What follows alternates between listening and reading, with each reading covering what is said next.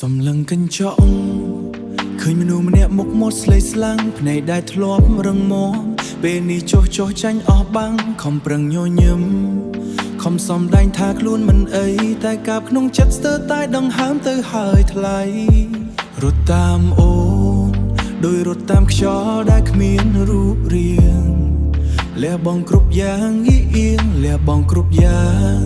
តែអូនចាត់ទុកដូចជាធូលីហុយតាមភៀង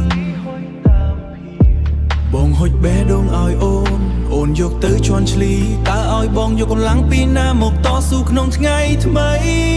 ហត់មែហត់នឹងការស្រឡាញ់អូនម្នាក់ឯងហត់នឹងការរងចាំមនុស្សដែលមិនដែលវិលវិញមកចំបែងបេះដូងមួយនេះវាមិនធ្វើពីថ្មទេមានមេតើអូនដឹងទេថាបងជឿចាប់សឹងតែឈួតទៅហើយហត់មែតើពេលណាទើបអាចឈប់ឈឺបែបនេះផ្អែមឡែមអូនគ្រាន់តែជាថ្នាំពោះស្រោបស្គរបងលេបចូលទាំងបងខំព្រោះតែចិត្តនៅមានមេត្តាធម៌តែពេលនេះបងហើយអស់ទាំងកម្លាំងនិងកាយសល់ត្រឹមភាពទេស្អាតនិងការឈឺចាប់ដែលមិនព្រមរាយមាន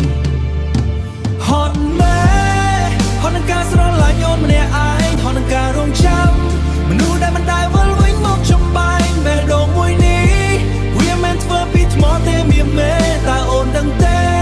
ថាបងជឿចាប់សឹងតែឈួតទៅហើយហត់មែតើពេលណាទើបអាចឈប់ឈឺបែបនេះចង់ឈប់តែចិត្តវានៅតែនឹកចង់ដើរចេញតែជើងវានៅតែញ័រទឹកតើមានថ្នាំអ្វី